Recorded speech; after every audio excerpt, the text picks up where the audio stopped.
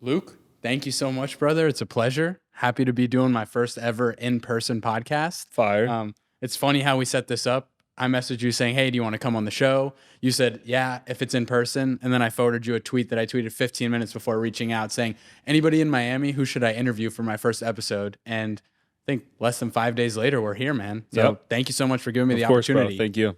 Thank you so much. I know you've been on a few podcasts, so we're not going to sit here and go through the whole story, but we'll give some highlights. You grew up in a rough environment, came from what you could say is nothing. So my first question for you is, you had a tough upbringing. How much of that do you attribute to your success so far? Everything. Absolutely everything. Like my biggest advantage is mental, I think, over other people.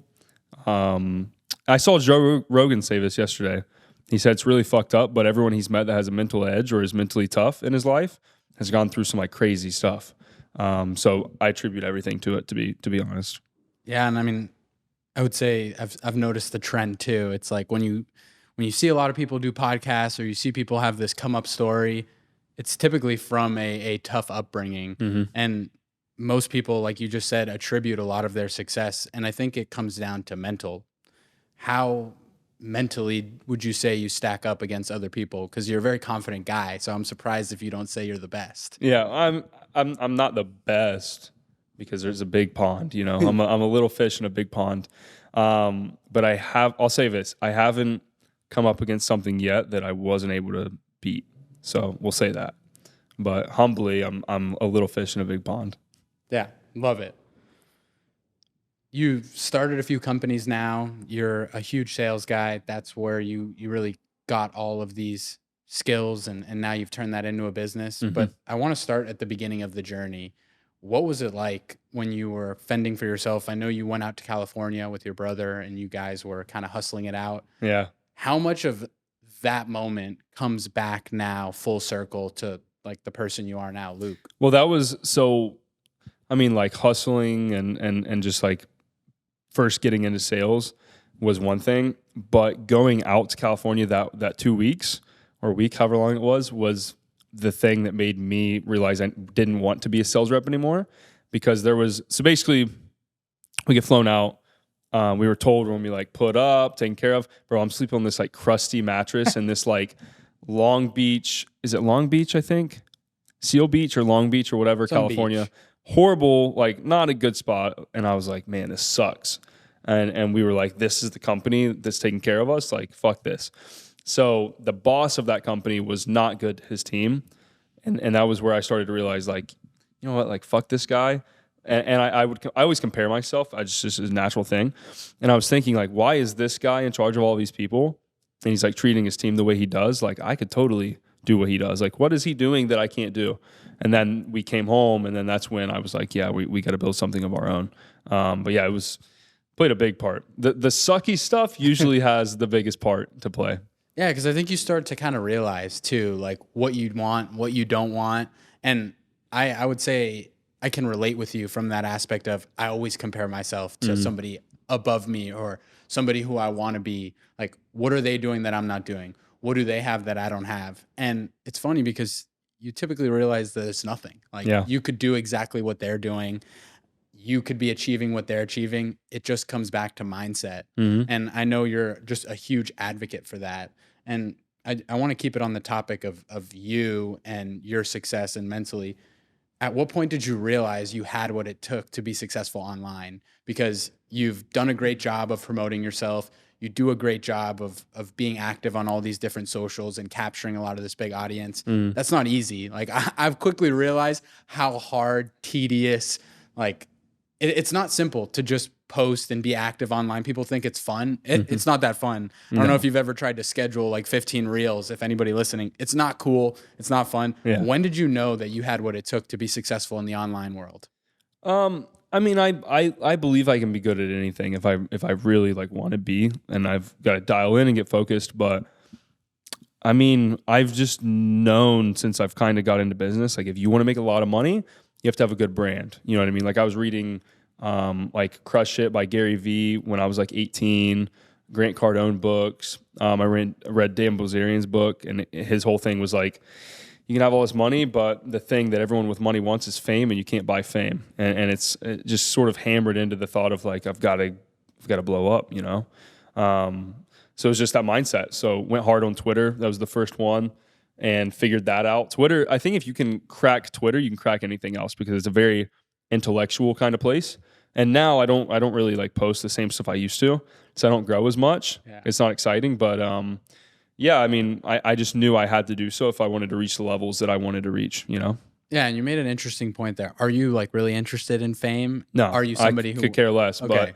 but I'm smart enough to know, like, okay, how big do I want to be? This big? Okay, cool. What do I have to do to be that big? Probably have to have a lot of eyeballs. So yeah. It's the game. It's the name of the game. And I think it's interesting, especially where we are right now, Miami, where people look famous, people are famous. And a lot of the times, like I think you mentioned in one of your interviews, don't meet your heroes. Yeah. Because sometimes it's a little bit of a letdown. Yeah. Most of the ones that I've met have been lackluster, to say the least. And why? Why do you think that? Because you're not the first person that said that. It's a pretty common thing. What do you think is the reason that you're let down or other people are let down? People portray the best parts of themselves online naturally. So when you meet people, and some people I meet are awesome, right? Like a common thing that like we joke about is everyone thinks I'm a dickhead, like online. But then they meet me and they're like, bro, you're so nice. And I'm like, yeah, I know. It's like this weird perception. But the opposite is true for a lot of people. It's like, oh, I'm this like awesome, nice guy. And then you meet him and you're like, man, that guy's a dickhead. Like, I don't want to hang out with that guy. Or he's not as good at this as he said he was. Or he actually doesn't make the money he says. Whatever it is, right? So people portray their best selves online. And then when you meet them, you usually see reality. Yeah, and I wonder like how much, because I think it's funny, like I heard you mention that on a few other podcasts, like people think I'm a dickhead, I come off as a dickhead, but then people meet me and it's completely different. And for the camera, I did not think he was a dickhead, but now that I meet you, like I'm going to say you don't seem like the person you would see when you're watching the videos, but as somebody else who like gets branding, gets marketing, like I know what you're doing it for. Like you're looking for those eyeballs. You know what it takes to capture an audience. And I think some people are intimidated by that too. Like people don't know what they want. They're still trying to figure it out. And they see somebody like yourself. You know exactly what you want. Your head's down. You're going for one goal and one goal only, and that's to be successful.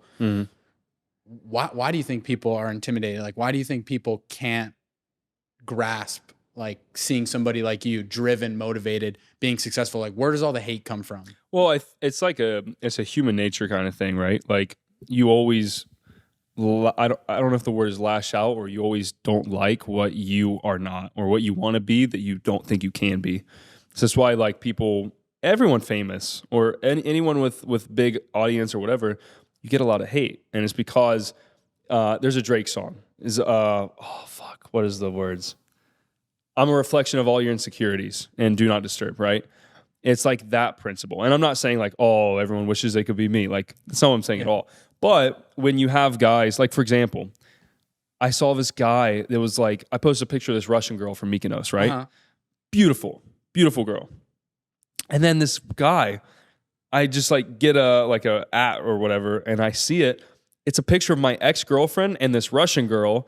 And the guy's like making fun of like how they look. And it's like, oh, like Luke has a type. I'm like, yeah, if my type is like beautiful, like model girls, sure. Yeah. But like, and then like other people were like, bro, are you stupid? Like, what are you talking about?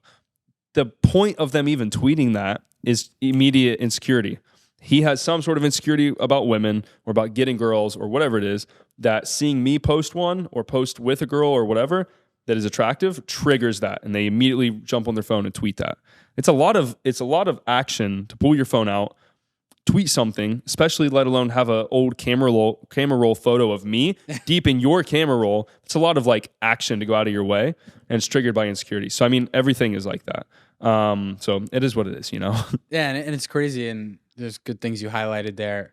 All of the steps that person had to take to think that they got under your skin or upset you, and in reality, it didn't matter at all. And now they're getting made fun of on a podcast. Yeah, and like just imagine if those people put that same energy into actual good things. Yeah. Like, I feel like, because something I talk about all the time is I think our generation has forgotten a little bit about how hard it is to start a business. Like people think, oh, like I see people do it online. Like I could just snap my fingers and do it. And it is hard. but it's not impossible. And if some people just channeled some of the negative energy that they put into the stupidest things, like even me, I don't have a huge following. I have like 1,600 followers on Twitter. I get hate and like I barely post stuff. Yeah. And it's funny, like I'm like, I can only imagine someone like yourself with bigger Bro, followings. I've gotten like, some crazy stuff. It's just like an extrapolation of like how our generation is. Like, bro, people are mentally damaged. Like, we had a guy that we like used this call as like a joke. You know the I'm gonna send a bomb to your house guy, Jacob. You remember that? Yeah. So this guy books a sales call with us, and literally, maybe we'll clip it up here so you guys can see it. Books a sales call with one of my reps, and literally is like looking down at his phone, all angry. And his name's Kishan, my sales rep, and he's like, "Hey, brother, what's your name? Where are you from?" And he's like, "Noah." And then Tyler was like, or Kishan's like, "Okay, cool. Well, how's your day?" And the guy just starts screaming at his phone. He's like, "I'm gonna send a bomb to your house and kill you. You fucking hear me?" He's like screaming at the phone, and he's like, "If I see your ads again, I'm gonna kill." He was so serious, and like, bro, everyone is mentally ill. Like, people are sad, people are upset, people are angry, and they don't know where to what to do with it because of just everything that's going on. So it goes online, and they just send it. Like, I get it on my ads, I get it on just normal reels, whatever. But you got to just like understand. You got to feel bad for those people, bro. Yeah. Like, you know, like you said, it's so much to go out of your way and just. Guy booked a sales call just to freak out. Yeah. Like, you had to go through our whole funnel, our whole ads, our whole process. Like, buddy, you're going to see more ads now because you clicked on our funnel, right? Yeah. So like it's sad, but it just comes with, I think, building a brand and doing things that are kind of not even controversial, but they just grab attention. There's always going to be good and bad with that. Yeah, I just think people overall don't like to see people succeed, which is extremely unfortunate because I wish just people would treat it as motivation and not so much a like anger thing. Like, why are you mad that somebody else is doing a great job? Like, I never got that. It always motivated me, or it made me mad in a competitive way. Not I'm mad that you're winning, but I'm mad that you're beating me, kind of thing. And that's the way people should take it. And I think that's the sales side of you too. Like, just constantly driven, wanting to get better, like wanting to continue to strive for more. And unfortunately, there's lazy people. And I would say something that I have stood by for the longest time now, and I speak on my generation, our generation. People have become so short-sighted. Like, it's insane. It's what can you do for me now? This decision, what does it mean for me in the next 2 hours? What does it mean for me in the next 8 hours? You can't live life that way. Like, everything you do is for what's coming later. But I can't fathom how people can think that way. Like, when I'm making decisions, I'm thinking 8 months, 2 years out. Like, all right, this is going to set me up for this. I'm doing this because this is my end goal. And I guess maybe I'm ignorant and like. Well, no, that's the right way. Like, I think it was Amazon. Maybe I read in one of those Bezos books. They only make decisions on a minimum of like a 10-year timeline, because if you're making decisions that are 10 years in the future, it has to be the right decision, or else your whole 10 years is messed up. But if you make decisions in a 1 month or 1 week or a today kind of timeline, you're not really like putting that much emphasis on that decision, because if it's wrong, oh well, I have a day tomorrow, I have next week, I have next month. But if you plan long ahead and you actually do it the right way, maybe you don't get like the shiny results immediately, but that's how you get a lot further. But that's the separation between the people that win and the people that win for a year and then they crumble and you never hear from them again. Yeah, I mean, I just couldn't agree with you more, and I think it's because we both are kind of on the same mental wavelength. But it's just like, be very intentional about what you're doing on a day-to-day basis, because the micro little things that you do have a much bigger effect. And everybody thinks like, I could just do this and then I'll be fine tomorrow, or I'll be able to do this the next day. But you're not realizing that you're actually getting that whole thing, get 1% better every day. Yep. I don't think anybody ever talks about getting 1% worse every day, falling into a rut, getting out of a routine. Like, I just experienced this personally. I was crushing it 2 years in a row. I got back into reading. I was back in the gym. Like, I was feeling really good about myself. Then I started my W-2 and I work from home now. I've seen myself decline over the last 6 months because I've gotten out of my routines, and I know what I should be doing. I know it. I did it. And it's still a struggle for me. So I bring this up because I'm sure there's plenty of other people listening who can sympathize with that. It's not easy. Like what we're saying is not simple, but it's almost necessary. Like you almost have to put your foot forward and prioritize certain things like that, because if not, you're just falling behind. Yeah, I agree 100%. Another question here on the sales side is, what does your ideal seller look like? You now train a lot of people. You have people under you that train tons of people. What are you looking for in a seller? Like somebody listening right now, what are some telltale signs that maybe they should go pick up the phone? Maybe they should go Like a salesperson? Yeah, like a seller, like just a stone cold seller. It's funny you use the word seller. We use closer. Everyone has different terminology. The biggest thing is like the single biggest thing that I hire a lot of young kids, like 18 years old, 19, 20, no experience, and they always crush it for me because I know how to hire. Is you have like personal like swagger. Like you are not necessarily confident, because confidence is earned, I think, and it's built over time. If you're 18, 19, it's hard to have that, but you have like this personal aura that's like I'm the man kind of thing. The people that don't have that always bomb. But the people that do, bro, you can teach sales easy. Sales is a skill. The part that you can't teach is the intangible. Like, oh, I'm going to do the right thing. I have this personal aura. I'm not going to get upset when I hear no's. Or like, oh, I didn't close a deal. It's going to ruin my week. Like, you got to be mentally strong, have a little bit of confidence, a little bit of swagger, and then obviously the work ethic. But those, to me, we don't hire based off of that stuff anymore. That's like a prerequisite. It's like being a man and making money. It's a prerequisite. You have to, So I look for those. Yeah, I mean, that's spot on. And like, we have two different sales experiences. Very different, yeah. I work in corporate America, big tech sales, like huge ticket items, longer sales cycles, and more corporate. You're looking for hungry hustlers who you can get around, mold, teach, and like just kind of release them out there and let them go to town. And I love that. And I agree with the swagger thing. And I always relate things to sports. Like I had a sports background. A lot of killers, closers, sellers that I meet now have sports backgrounds. And I think it comes with the territory, that swagger. Like, you got to look good. You're on the field. You're in front of people. You carry yourself different than somebody who never exposed themselves like that. I agree 1,000,000%. It's the same kind of, I say all the time, sales is a performance-based sport. And I say sport for a reason, because it's competitive. Yeah. Like, it's player versus player. If you aren't performing, you're going to get replaced by somebody, Yep. But that's the beauty of it. So I agree 100%. Yeah. And I love that example. Like, it's kind of like a minor league baseball system. Like, if you're not producing, you're done. You just get cycled out. 8 other people hungry as hell, young, ready to get up there and take your spot every day. Yeah. And it's competitive. Like, that's just the nature. And that's why sales isn't for everybody. Like, for people listening, don't feel like you need to go be a seller. There's all these other jobs in the world for a reason. But if you're listening and you're getting a little motivated, or you're feeling a little bit different about what you're hearing, maybe you should go try and get into something like Closer Cartel and learn these things. And I think that's a great segue. What made you start Closer Cartel? Like, you were successful in sales. You already kind of knew what you were doing. What made you want to pass that down and teach others? What's the natural evolution of when you get really good at something? Bro, I was a 21-year-old kid. I'd been in business for 2 years, and I was making like 20, 30K a month. That's like crazy especially where I'm from. That's nuts. So it was 2 options. I wanted to make more money, obviously, and I wanted to expand my reach and have a bigger impact. So it was either start a sales agency, because you always go off of the skill you have. There's either sales agency or teach. And I tried the agency because I didn't want to go full guru and build a course and all this stuff, because there's like this negative connotation to it. But bro, the sales agency, I was working with clients that they would fuck up their marketing, and then it would be on us, because obviously we're dependent upon leads coming in to actually perform our jobs. And I was sick of relying on other people. So I was like, you know what?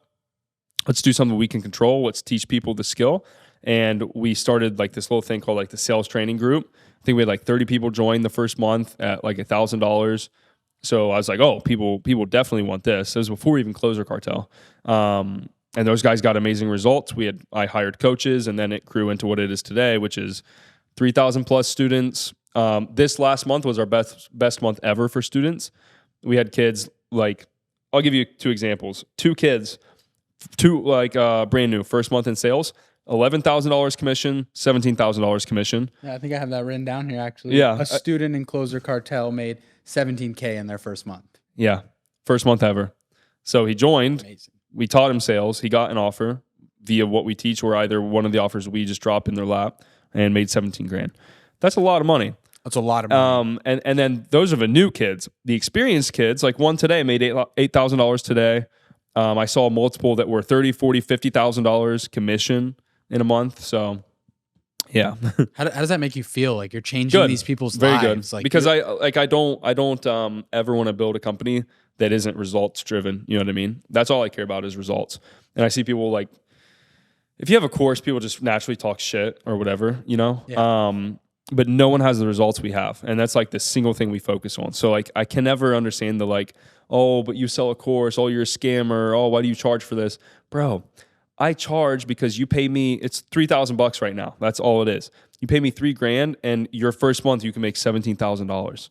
Like, that's crazy. That's unheard of in info products. You know what I mean? So, yeah. I mean, a great ROI on that $3,000 if you go out and get it. And like, I have here too, like written down, one of your students made 65K in 1 month. Josh, like, yeah. You guys know what 65 grand in 1 month is? That was his third month ever. Like, come on, like that's crazy money. Yeah.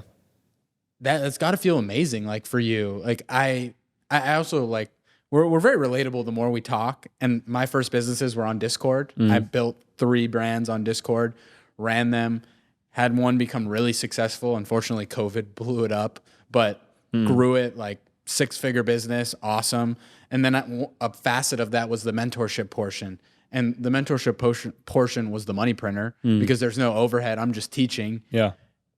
It wasn't the most profitable part of the business, but it was the most fulfilling for me. Like I look back and I was like, I enjoyed nothing more than spending 4 or 5 hours with an individual and having them reach out to me at the end of the month and be like, I paid you $400 for the month and I made $4,500 profit. Like, feels good. Thank you. Like I needed that money. Like my family needed that money. Like I just bought a new car. Like all of these things. You're in a lucky spot, man. Like that's such a nice thing to be able to be a part of. Like you're literally changing these individuals' lives. And I'm envious of you, I guess, from that perspective, I would say. Well, thank you, bro. Like, it feels good. I mean, that's like I don't love coaching. Like in all reality, like I would rather stay in my own head than try to tell other people what to do. But when we do it, and then kids, like you said, hey, I bought my mom a house, or hey, I'm paying my mom's bills, or I bought a car, or whatever. That feels good. And you've talked about it on multiple other podcasts. You're very close with your mom. You moved her down here to Miami. Yep. How awesome was that? Like that was the coolest thing. How awesome was that? It was the coolest thing so far. She's still like this. If this gives you an idea of like how messed up stuff was when I grew up, she is still doesn't believe that it's real, and is like, I texted her 2 days ago and was like, hey, like, do you have any like dreams or goals or anything that you want to go do? Like, you tell me and like I'll fund it, like whatever it is. And she's like, honestly, like I never even like thought of that. And I'm like, what do you mean? Like, she's like, this is exactly what she said. She said, you have lived more in your lifetime than I have in 47 years of mine. And I was like, well, it's time to start living, Mom. Like we're good. You're good. You need to go do things. And she's still trying to get used to it, you know? So it's the best thing I've done, 100%. I don't know if anything will beat that. I think that's the most sort of admirable thing you can do as a man is take care of your people, whether it's your mom, your dad, whatever. But yeah, that was the best. Yeah. And I mean, now you're here, you'll be able to sympathize with this comment. But for me, I've grown up in Miami. So I'm a little bit ignorant to like other people living in other states who, yeah. I mean, I wake up, like I see Rolls Royces on the road. Like I've seen a Lambo, and I think a funny situation was I was at the Orange Bowl 2 years ago, and we're in the suite section. It was a corporate thing, and I'm sitting there in the line, and I'm wearing a Kith t-shirt, and the lady behind me is like, hey, like cool shirt. I just took my son there. We're from Kentucky. And I was like, oh, awesome. And she's like, it's crazy. I've never seen a Lamborghini before, and I've seen 3 today.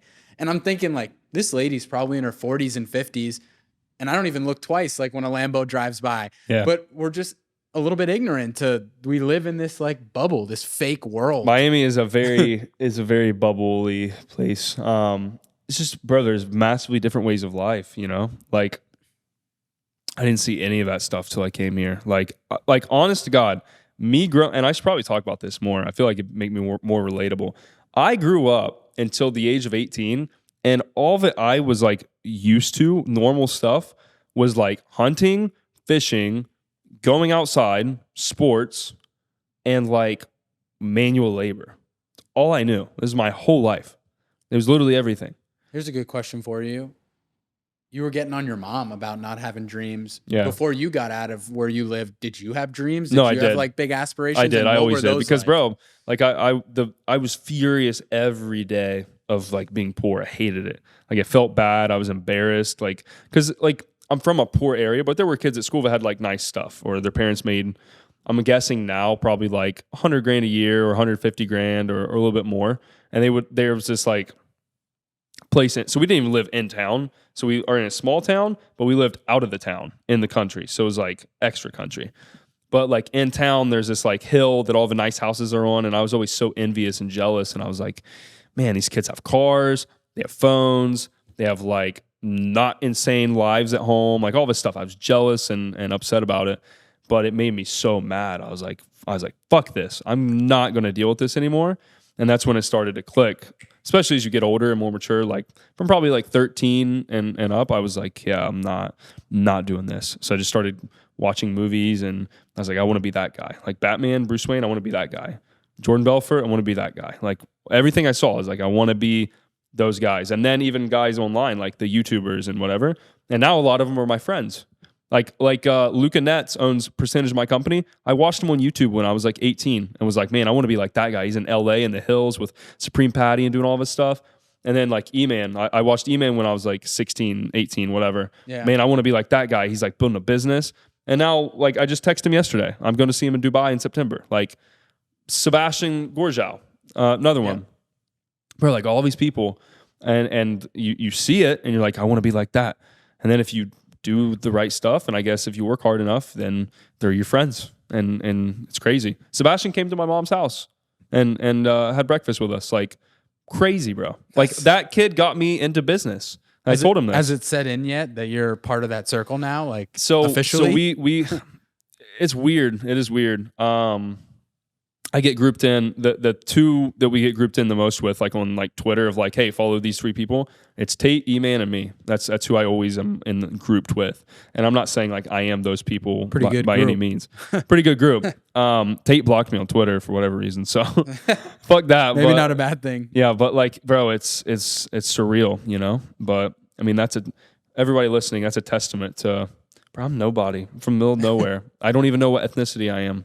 I don't have family. I don't know anything. My mom, he's laughing. My mom looks like him. She's blonde, blue eyes, pale. And then I look like this. What am I? I don't fucking know. It's like, damn, bro, if I can do this shit, so can you guys. If you're not motivated, like, come on. Like, this is ridiculous. Yeah. And I guess this is a funny place to ask this question I have written down here. You wrote, you will take home $3 million this year and you feel poor. Why do you set such high expectations for yourself, and how does that impact your success? Because, I mean, a lot of people are going to sit on here and be like, what the hell does that mean? $3 million in a year? Some people won't even sniff 25% of that in a lifetime. Mm-hmm. You say that makes you feel poor. Why do you set such high standards for yourself? Because that's how you reach high goals, you know? The downside of that, though, is you're not happy. Like, I'm not happy with where I'm at all.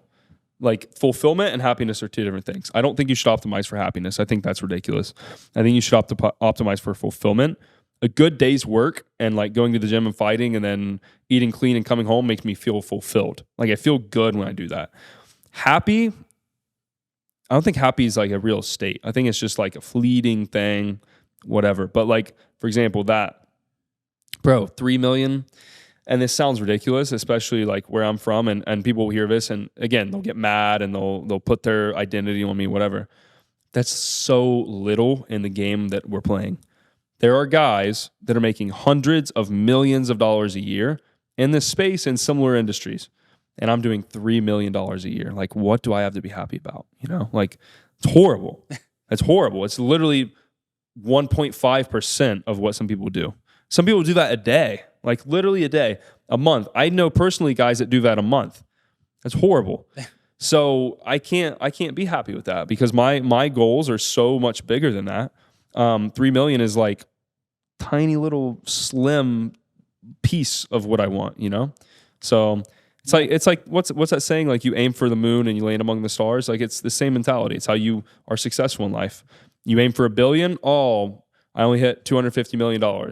Bro, you still got 250. 250 million, like, come on. But I would probably still be mad then. It's just how it is. Yeah, I mean, another thing that I did some good homework here. You did. We're segueing into thing. You said you think you're going to be worth hundreds of millions of dollars by 30. Yeah, I know I will. How? Like, what is going to separate the Luke that I'm sitting in front of right now doing 3 million a year from the Luke that I hopefully am still talking to when you're 30 and you're worth hundreds of millions of dollars? What will be the catalyst for that? Selling a company. So Closify, our software company, I think I have a good gut feeling, and I've talked to a bunch of smart people. I talked to a guy that I'll just say who it is because he's awesome. Umar Sharaf. He's a big trader. Mm-hmm. He used to live in Miami, lives in Dubai now. He has a trading software. He has, I think he said, I know he's worth $100 million. I don't know if he got a $100 million offer. I think he might have said that on his software. Or it's worth $100 million just with the revenue, whatever. Doesn't even want to sell it. Because my goal to him was, or what we got on a call and I was like, hey, like I want to sell this company. I want to build it up. I want to sell it for $100 million. He's like, why? I was like, well, like I want $100 million. Like I want to cash out and do that. He's like, okay, what are you going to do after? I was like, well, probably build something bigger. He's like, okay, why don't you just build that thing to be bigger? And I was like, I didn't think about that. Like, that's a good point. So that's the one thing. It'd be cool if I'm saying this on this podcast right now and it is this company and I am right. I think I'm going to sell Closify for, is that 9 figures? I'm bad at math. But yeah, is that 9 figures? That's, 6 is 109. Yeah. So I will sell Closify for 9 figures. All right. Well, I got to execute we right. gotta make sure we clip that because if he does sell it, then we'll redo another episode to celebrate $100 million exit. I got to execute. Like it's cool to say this, right? And it sounds cool. Like, oh, bro, I'm gonna have $100 million. It's hard work, you know. Yeah. And I'm gonna have to evolve so much as a business owner and as a person to get to that level. I'm gonna have to learn a lot. I'm gonna have to sacrifice a lot, and I'm prepared to do so. But I think it's all about vehicles, right? If you have the intangibles and you have the skill and you have the work ethic and all these things that you know you have to have, but if you have the right vehicle, you can do it. And SaaS is a high multiplier. Sales SaaS is the highest leverage industry for a SaaS company to be sold in. So like a Salesforce or something, yep. Write me a check, buddy. You know? Yeah, that's my world. That's my corporate world. I sell SaaS products. Your company might buy my shit. Who knows? Maybe my company will be the one that closes it, and that would be absolutely insane. Yeah. What do you think needs to happen in between now and then for Closify? Because I saw the software, think it's a genius concept idea to the point, and like not to toot your horn here, but I saw it. I work my W-2 in sales. I was like, this is cool for someone like me. Thank you. Maybe I just want to load a profile up there, $50 a month. Go make one, bro. It's cheap. $50 a month. And like what? Maybe I get a handful of companies that want to hire me out and I'll do work here and there and make some side money. Yeah. I'll make more than $50 a month. Yeah. I can probably guarantee you that. So like, what do you think is going to change between now and then to get that company to be worth that 9-figure exit? So I know, or obviously things change, but I think I know what we need to do. One, we're going to start small in like the coaching consulting space. Like Cole Gordon, for example, smashed this space. I think they do $30 million a year. So that gives me an idea of what we can do in this space as well. You always got to start small. You can't go to the whole market, right? So if they can do 30 million, let's say we do 15. With a SaaS company and you do 15 million ARR, that is a massive, that's a $100 million company already, right? So that's step one. Step two is we get out of the small game of like coaching, consulting, agencies, all this stuff, and we go corporate. So for example, people like you and other big tech like SaaS, cyber, whatever companies, we can charge a lot more to them. And there's a lot bigger of a market. So it's the same software, it's the same strategy, it's a marketplace to hire sales reps, but we'll just go to a different customer that can pay us more and we can charge you guys more. Like what would you pay to get access you think, every month to like the best companies that are hiring for sales roles? I mean, I would pay Like a couple hundreds of dollars. Yeah. Like, I mean, I know what the industry pays. You can go get an entry-level sales job at any of these big companies that you've named, and you're going to start out at 140 to 170 grand with base and commission included if you get to 100% of your number. Yep. It's invaluable if you're Well, that's how you build- you're basically building the LinkedIn of sales. Like That's how you build companies like this, right? You are not going to get to that number unless it is so much of a no-brainer that people don't even think twice. Like Zoom, you ever think twice about paying $10 for Zoom? No, it's a so necessity. useful. Yeah, it's a necessity. So imagine we make Closify a necessity to get hired in sales with vetted companies. You don't got to worry about it. And this is just talking about the sales rep side. That's like cheap MRR. It's like $50, $100 a month, whatever we scale it to. 100,000 users would be pretty achievable in the sales rep space, right? That's a lot of money in itself, right? Yeah. That's what is $100,000 times 100? Is that $1 million? Right? I'm so bad at math. 10 million. I could barely do basic addition. Is it 100 million? That's not no, it's 10 million. I think it's 10 million. 10 million. We'll go with 10. It's 10 so million. we get 100,000. I'm not good at math. I failed comments. every math class I was ever in. What is it? Expose myself. Yeah, 10. Look at that. Yeah, fuck you, math teachers. Yeah. So 10, like, bro, even that's $10 million a month. So just from the sales rep side. So there's a couple ways we could go. We could go only try to monetize the sales rep side. Currently, the big money is going to come from the business side. So it's like $4,600 a year right now to hire 4 reps, which is a massively underpriced deal. Yeah. And we guarantee performance. So if they don't work, you replace. If that doesn't work, we refund you. There's no risk. So that will eventually go to like 10, 15K, right? And then when we get out of that, we can go to an Oracle or a Cisco or whoever else. And all I have to do is the Amazon hiring route of like, oh, I don't know this industry because I never sold in there. Okay, I just go find the best guy and pay him very well, and he comes works for us. Like Amazon, logistically, that's their moat, is their logistics. They can get this to you in a day and no one else can, right? Well, how the fuck did they do that? Did Bezos know logistics and shipping? No. He went and hired Walmart's best guy and stole him, and then that guy built out all their logistics. So I'm simply going to go to a Salesforce, to an Oracle, to a Cisco, whatever it is, and I'm going to find the best guy, and we're going to steal him, and he's going to build it out. And then we go to enterprise, we go to corporate, big money, big money. I actually have that written down here somewhere, saying that one of your favorite things about making money is the ability to be able to pay good people to teach you high-level skills. Tennis. Exactly. I made a TikTok earlier. I played tennis yesterday. I was decent. How good was I, Jacob? Was I decent? I was all right. Realistic answer. He didn't look too confident right there. Yeah, he's being mean. I was pretty good. I scored on Jonathan. I've never held a racket in my life. So, but anyway, I want to get good at tennis. What do? I go find a coach and I pay him. That's simple. Everyone overcomplicates this, right? MMA. I wanted to get good at fighting. I went once. I was horrible. And I was like, man, I want to get good at this. This would be fun. So I paid a coach every single 3 times a week for a year and a half. I went every single week. I did not miss. And I paid him $60. I did the math, it's about 10 grand a year for an MMA coach. I'm pretty damn good at MMA now because I did it so much and I paid an expert. He's a pro. He's an actual pro. The shooting stuff. I grew up with rifles. I was naturally good at shooting just because I was a little kid with guns.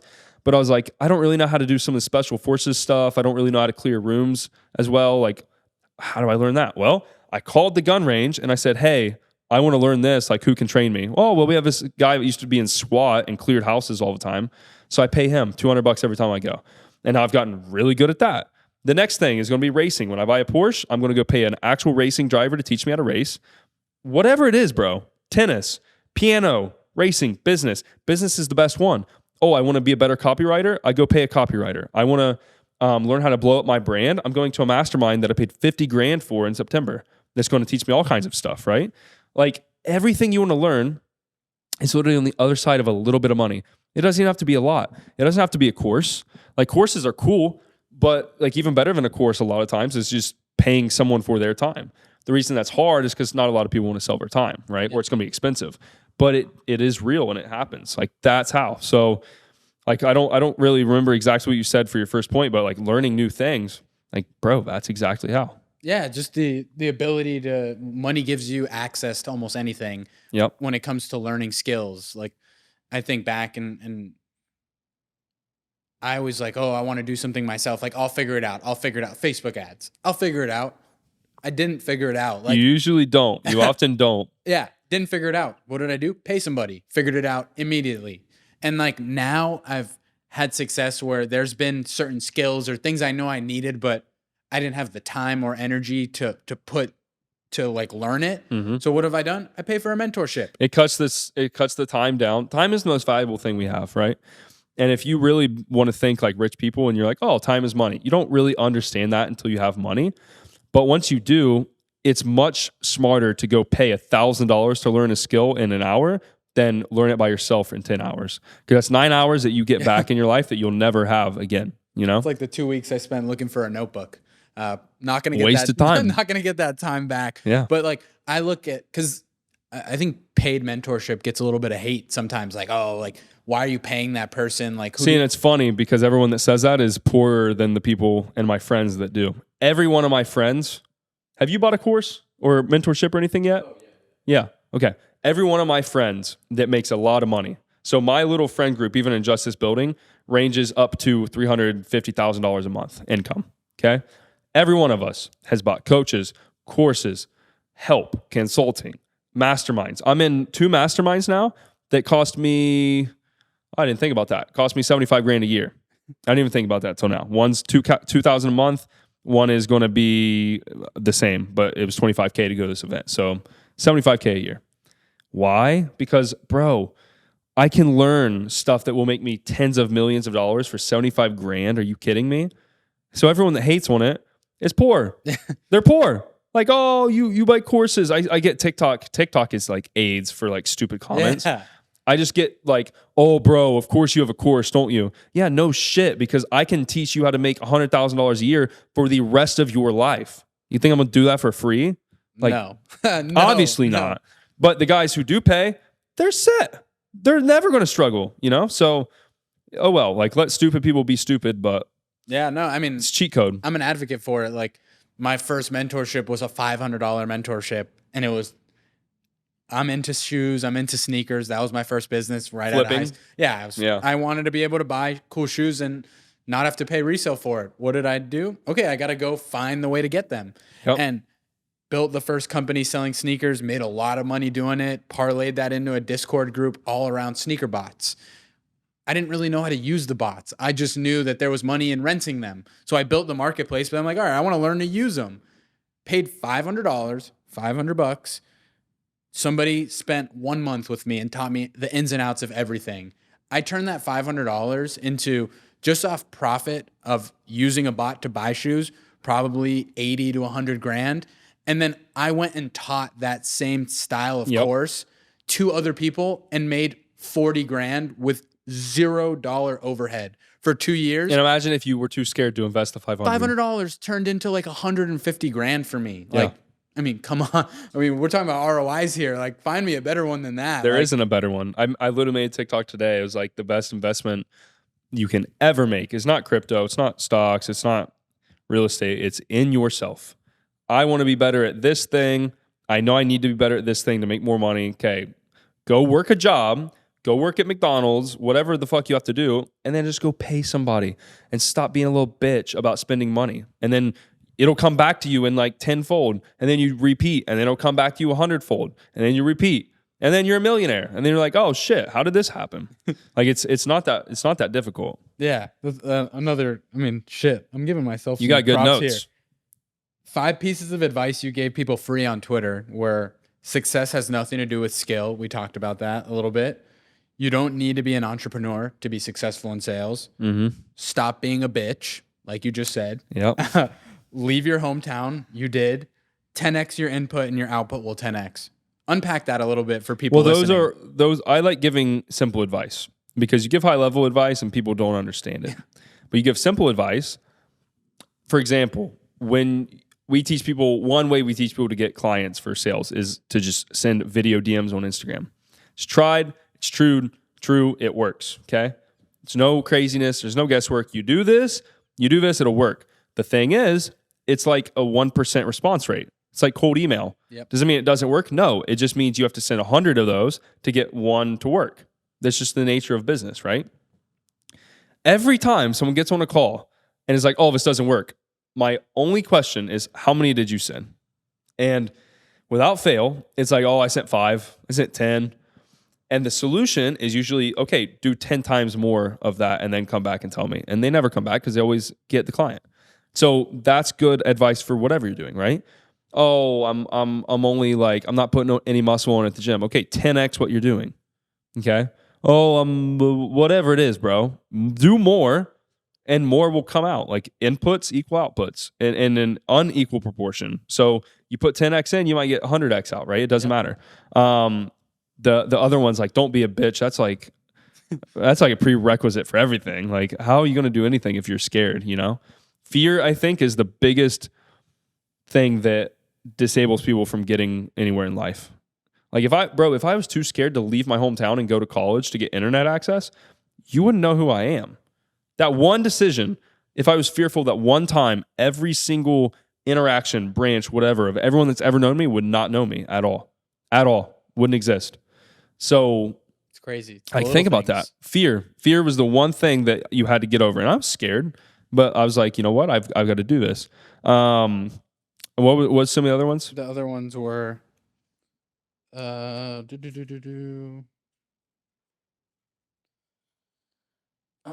you don't need to be an entrepreneur. Success has nothing to do with skill. Were the other two. Yeah. Are you sure success has nothing to do with skill, or was it hard work? I think it was hard work. Yeah. So the reason I said that is like, bro, I worked really, really hard as a teenager, and I did construction. You know how much money I made? $8 an hour. Less than you're making now. Yeah, $8 an hour. And you look at like these construction workers, and bro, especially the Mexican guys, they work their asses off all day, all night, right, to take care of the people. They work harder than anyone, and they don't make money. Why? It's because money is not given to you because of how hard you work. It's not. It's unfair, if you want to call it that, but you need to understand the game so you can play the game. Money follows value, and it follows what people want. So, for example, like I posted a picture of that Russian girl on Twitter, 1,000 likes. I post an actionable sales advice, 5 likes. Yeah. So what am I going to do? Am I going to bitch about the game, or am I going to understand the game and go, you know what? Okay, if you people want this, I'll give you what you want. And then I grow, and then I benefit from that, right? The hard work is like, oh, I'm just going to post more sales videos and content. No one cares. You got to give people what they want, and you got to create value. It's how everything works, right? Yeah. Does anyone think that like 6ix9ine, the rapper, is working harder than those guys? No. Why does he have more money? Because he's creating a disproportionate amount of value, or entertainment is a valuable thing. Entertainment, people want it, so he's paid in proportion to it. It's not how hard you work. So that was another one that's like simple, straightforward advice. And then what was the final one? Oh shit. The final one was handwritten notes out here. Final one was, you don't need to be an entrepreneur. Yeah, I mean, like it's not cut out for everybody, bro. Shit's hard. Starting business is hard. It's hard. and most people will like try and fail, and then they never do it again. They go get a job, whatever. When I think if they were smart, they would just understand who they are as a person. Like, what's your archetype as a person? Are you, like, I know this guy that's insanely smart, would never be a good leader or entrepreneur of himself. But if you put him, I'm going to hire him as a COO probably. I used to work with him. He's like kind of autistic. Like he's so good at like operations and just everything. But without leadership, it all fizzles. He needs someone that can like paint the picture and be like, we're going this way. And he's going to be like, okay, I'll build the machine to get there, right? You got to understand who you are as a person. Not everyone is cracked out to be an entrepreneur. Yep. That's why I love sales. Like, bro, you said yourself, business is hard. You had businesses, and I'm assuming because you're working in sales now that they didn't blow up and whatever, right? They had that's their time. 90% of businesses. I think 99%. 99. Honestly. So does that mean you have to be a failure? No, you're not a failure. You're just not cut out for that, which is fine. Yeah. I'm not cut out to go be an NBA player. I'm not 6'8" black guy. Like I can't do that, right? Like he's laughing at me. Like it's reality. I am cut out I speak well. I was good at sales, obviously. And what can I do with that? I got to know myself. Well, I could probably build a great personal brand because I have the look. I can go do cool stuff, whatever. So I know what I can do. But if I'm like this like little short, ugly guy, I'm probably not going to try to become famous. Like it's not going to work. I know who I am. What am I going to do? I'm probably going to go do something that fits my skills and my traits and my archetype. So like people are like, oh, I want to be an entrepreneur because it sounds cool. Be realistic. On fucking Instagram. You don't actually. This shit's hard. It sucks sometimes. It's hard. Like I am responsible for like 10 people's payroll. Yep. If I mess up in a month, I still have to pay them. Yeah. Does that mean I make money? No. I'm the last person that eats. That's how it works when you are the guy, you know? Yep. So much better than that is go learn valuable skills and work with a great company. Go be a sales guy. That's fine. You might make a couple $100,000 a year. Like that's great. That's a lot of money. Like, it's a lot of money. That's a lot of money. Like, bro, it's a lot of money. Most entrepreneurs, people don't understand this. You do $1 million a year. Most people call themselves a millionaire. That $1 million is either on a good side, 50% profit, plus then you pay tax. So that's just business profit, then tax, 30% if you were set up the right way. So you keep what, 300,000 of that? You could go do similar as a sales rep and you don't got to do any of the other stuff. So that's where that one comes from. Yeah. And a little bit back, you made a small point, but I think it's a good topic. What do you think about gamifying life? Like, I think you're an advocate. Have you for seen that. our? Yeah, I think you're an advocate for that. Like, so we have an event coming out about this, like a whole event. I have not seen that. So I said as a joke one time, I think just out loud, I was like, life is a video game, and I think I was like with somebody, and they were like, that's really good, and I was like, what do you mean? They're like, you should do something with that, and then so I've just been repeating it and like putting it on Twitter and whatever. So we're gonna have a whole event about it, but I view life as a video game, bro. I view myself. Do you watch anime? Yep. You an anime guy? Okay. You've seen Naruto, obviously. Okay. 100%. The coolest thing in life and in all of human history, think of the Bible, think of Star Wars, think of Lord of the Rings, think of Naruto, think of anything, movies, is the hero's journey. Yep. You start here, you go up. That's the only thing that like is like tried and true throughout every story we have, right? And if that's the case, you gotta like kind of think what else is like that? Video games, movies, media, stories, fiction. Your life is the same way. I literally look at my life like I'm from third person perspective. And like I saw Joe Rogan say this. He's like, live your life like a documentary crew is following you around all the time. I love that quote. You gotta live like your life is a video game because it is. Bro, this is GTA. Yeah. This is literally GTA. Miami's pretty damn You're close. telling me. Isn't the next GTA in Miami? Yes. It is. Yeah. So it is. we're for this event, we're actually going to put me in GTA, and it's going to be animated, and we got some crazy stuff coming. Dude, that's awesome. But bro, we're in GTA. I can literally go do whatever I want right now. Yeah. There's nothing stopping me from doing whatever I want in Miami. If I want to go to the strip club right now, I could.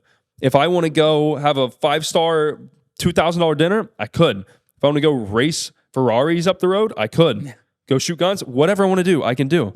And people have this weird, I don't know why. I think, again, it comes back to fear, but they have this weird thing of like, oh, no, I can't do that. Why? Why? Who says you can't? Nobody says you can't. The only thing that says you can't is your own like limitation in your mind. And as soon as you get over that and you're like, my life is a video game. My life is a movie. You start to look at stuff differently. Like, bro, I'm sitting here right now doing a podcast with you. These guys are watching me. This is going to go on not TV, but like social media. Maybe on TV. You never Everybody's know. going to see this. This is a video game. I'm like being interviewed like I'm a famous person. Like what? It's a video game.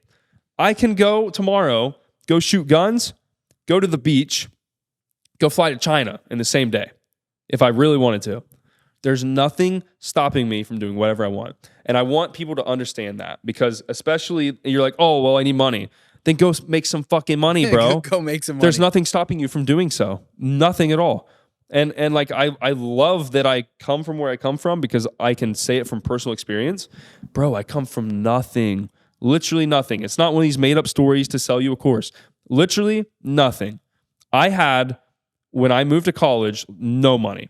When I dropped out of college, I was negative in my bank account. So literally zero, like decimally the number 0. And I now have made millions of dollars at 23 years old. Why? Because I fucking thought I could. That's it. Like, that's the only reason. Obviously, you got to learn the skills and the tactics. And you got to do the right thing. But that shit's already out there. Like, it all exists. Other people have done it before, so you can kind of replicate and just do it yourself, right? Yep. It's been documented. People have done this. The only thing that stops you is this. Is like, one, can I do it? Two, do I know how to do it? And do I actually want to get out of my way and let myself do it? So, long answer, but like, yeah, your life is a video game. And sooner you believe it, then the crazier shit gets. And we really came full circle here. I mean, our first comments that we made right when we started filming were about mindset. And then we just came back here and kind of tied it all together. And life literally is a video game. Like, you can, and I think now more than ever, with the ability to access the internet, and I'm very sensitive to there is still people who can't access the internet, and I'm proud to work at a company that's trying to change that actively. And I think over the next 20 years, it will change. And I'm really excited for the product of generations that we're going to have coming out when this is true, because the internet gives you access to anything, like literally whatever. You can learn any skill for free. You can interact. I mean, look at this podcast. Perfect example. I had zero personal brand, zero following, never filmed a podcast in my life. And over the last 3.5 months, with a little bit of hard work and just putting myself out there, like, okay to get a no, but why? You just DM'd me. Yeah, just why hold back on messaging anybody? And now this is the 27th episode I've filmed, and I think the total following of all of my guests so far is over 3.5 million. Like, how? Like, that was just because you wanted to. I just wanted to do it. Like, I literally woke up, and John here, he's been around me. I've always wanted to have a podcast because I could talk to a brick wall. So literally a brick wall right behind you. I could talk to a brick wall. So I was like, I always wanted to do this. And then I was like, and it's funny, we were on a golf trip in January, and I was like, I'm going to commit to this. Like, I'm going to do this. And it was end of January, February. I did some mentorship with some individuals, learned what the industry like needed. What are some things people look for? Launched April 1st, and have not looked back. And now look where you're at. And if you keep your foot on the gas, bro, you might not even have a job within 12 months. Dude, I'm not stopping because it's crazy. It's been just only up, and it's not because I'm doing anything special. For someone listening, I'm not paying for any guests. I've not paid for a single guest to come on this show. I am not paying for ads to push me out. I don't get a crazy amount of views, and it's not a bottleneck. Like, a guest is not going on and saying, oh, you don't get enough views, I'm not joining. There might be a handful, but not the big ones. I've had no problem locking in big guests like yourself. Who else have you shot with? Casey Adams was my first guest. Oh, fire. That was guest number one. That was one of the people who mentored me and helped me get started. Another person on Twitter, Clint Murphy. He's built this whole entire like writing community. He's got like 350,000 followers. Who else has been big? I had my buddy El Mago on the show to talk about his cigar brand. Yeah. And like, nobody crazy big, but like Dakota Robinson, another person who built a huge following on Twitter, 250,000 followers on Instagram, Twitter. Like, these are bigger people who somebody in my shoes might have been like, oh, I'm not even going to waste time DMing them because they're not going to answer. They've all answered. They've all booked, and we filmed. And it comes down to like, who are you as like like I show up on the podcast, and all I ask, my pitch is, give me 45 minutes of your time, and I'm going to put 10 hours of my time into highlighting you and your story. Great. Like, I'll jump on. And you've done a great job. Yeah. Thank you, man. And like, people jump on, and then it'll end, and they'll be like, dude, I wasn't expecting like a good episode like that. Like, thanks. You ask great questions. And like, I'm like, all right, like, I can't stop now. Who's next? Like, who else can I DM? Yeah. Who else can I get in front of? And it's not because I'm doing anything special. Bro, like, that's the nobody secret. knew me. Like, the real secret to everything, and like, I don't want to sound like guru-y and cliche, is the reason that it works is there's not a lot of people that just try things. Yeah. Like, there is such a market for in anything of people that actually want to go put themselves out there and try that thing. Like, there are things that are saturated and have competition, but simply trying and just going, oh, I could do that. Okay, let's go try. Yep. Let's go shoot 20 podcasts. I'm sure you've seen this. Like Hormozy said, to have a top 1% podcast in the world, you shoot more than 20 episodes. Yep. Because everyone quits before that. So now you're a top 1%. Like, you statistically, you literally have a top 1% podcast. And like me putting this on my channel, I have 17,000 subs, which is not a ton, but maybe it'll blow up and then you're tagged in it and then boom, now you have viewers. And it's a spiral of success for everybody. But it all starts with like, oh yeah, like I could do that. Like just do things. Yeah, I was like, I'm pretty good at talking. Like I'm fine being uncomfortable. I'm fine putting myself out there. And there's always motivation behind everything. My biggest regret, I started these companies. I had a lot of success. Granted, the bigger picture, they weren't. But in the moment, I thought I wasn't going to work for anybody. I'm making 6 figures across 2 brands. Yeah. I'm 20, 21. I'm like, dude, I'm done. I'm killing it. And it didn't work out. But the learning experiences got me to where I am right now. But my biggest regret was I didn't build a personal brand. I did it all under an alias on Discord. Nobody knew it was me. And by the time it was over, nobody cared that it was me. So I said, whatever my next idea is, I am not allowing myself to not have a personal brand attached to it. Yeah. Because I'm bullish on having an online presence in the next 20 years. It's the most leveraged thing that you can have. That's why, like, if you look at my Instagram, like, it looks like an actual movie. Like, we put a lot of, I spent over 50 grand in Europe in 2 weeks to do cool shit to film it. One, to enjoy it. Like, it's not all for camera, but like, if I'm going to do it, I might as well film it. Yep. And like, it looks like a movie because how valuable that is. Like, we're putting a lot of money into short form stuff right now. That's why I wanted this in person so we can clip these up. We are planning, or it's planned, it's already been put into action to have probably anywhere between 50 to 100 million views a month on TikTok. And we're going to funnel those all to YouTube. That's the playbook, how Tate and E-Man and everybody else has blown up. So same thing, personal brand. Yeah, no, I mean, I'm just getting started on this journey, and it's been so crazy to learn and meet people and hear all these different ways. And it's cool to be a part of that now. Like, it's a good way to network with people too. Like, dude, like you would never ever get in a room with me if you were just like, oh, bro, can I buy you coffee? But you're like, oh, let's shoot a podcast because it's valuable to me. You know? Now we spent 2.5 hours here. I know you personally, off camera. Like, we've had these conversations, and that's literally in my Twitter bio. Podcast host, quotation, networking at scale. That's Smart. that's my tag to it, because it's what it is. And I have a great job. I'm not struggling. So there's no financial incentive. If this does bring money in my pocket, great. That's not what I'm doing it for. I'm doing it, one, because I think it's awesome to be able to teach people and give people access to cool information. But two, I want to meet cool people and like grow myself as a person. Yeah. What better way than to put myself under the hot seat, sit right in front of them, and have to go back and forward in an hour-long conversation? Yeah. Most people couldn't do that. There's no better way. And like, I was like, this is a no-brainer. This is what I'm committed to. And it's funny, Casey, another buddy, Callum, another buddy, Diego, all big in this space, were like, you know, this is a long game, right? And I go, yeah, right? Like, we're going to be doing this 10 years later, and we're all going to be talking still. And they're like, yes. And like, that's what it is. Like, Danny Miranda is a perfect example. He's on episode like... I want to go on a podcast with him. Dude, that's who's inspired me to be like this, because I've watched tons of podcasts and it's cool. I get it. Ask the punchy questions, get the clips. He asks very thoughtful questions. Like, he may pause for 10 seconds to be like, okay, and then go deep. And it's not just the surface level. It's like, here's the question, and here's 5 things under it that I want you to talk about. And I was like, okay, like, that is a cool skill to have, to be able to communicate with people. It's valuable, bro, because just like even myself, I'm not the best at articulating what's in my head, especially with all the stuff that's going on. But if you have someone who's a good host and can actually articulate questions in the right way, it brings out the best of people. So it's a very valuable thing. Yeah, no, and that was the challenge I did to myself. Like, hey, these people are going to give you their time, and time, like you said, very valuable. I need to be ready. Like, that's why I came with notes ready to go. Spent the last 3 days watching all your clips, all your other podcasts, and trying to find what ways can I make things a little different? Where can I challenge him in certain ways? Because that benefits everybody. Like, now you might have said things that you haven't said on other podcast clips.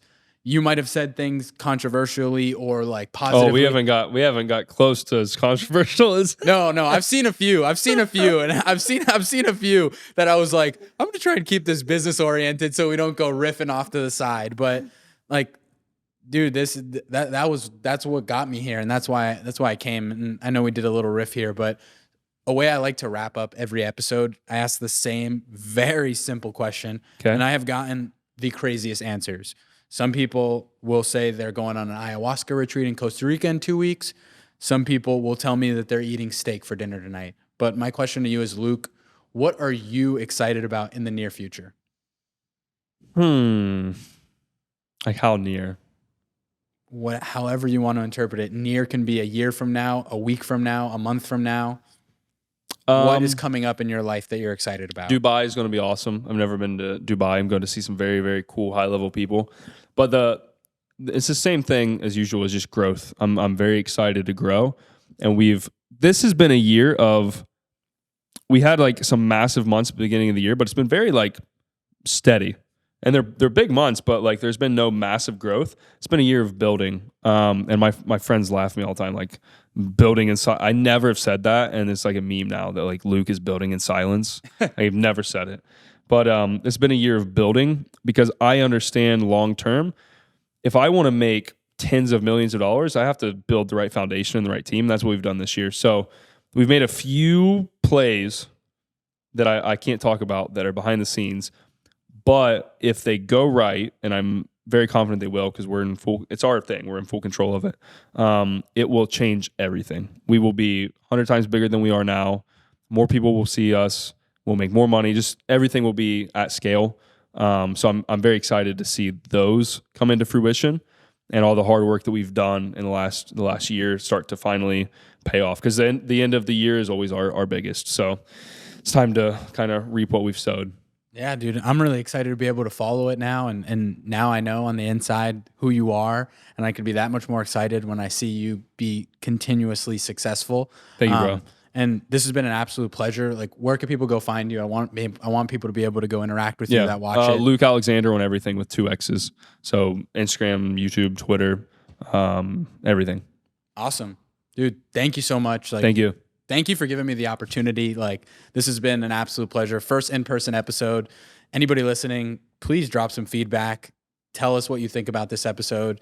Like, subscribe, give us some love. We're trying to grow here to keep getting amazing guests like Luke on the show. But dude, absolute pleasure. Thank you, brother.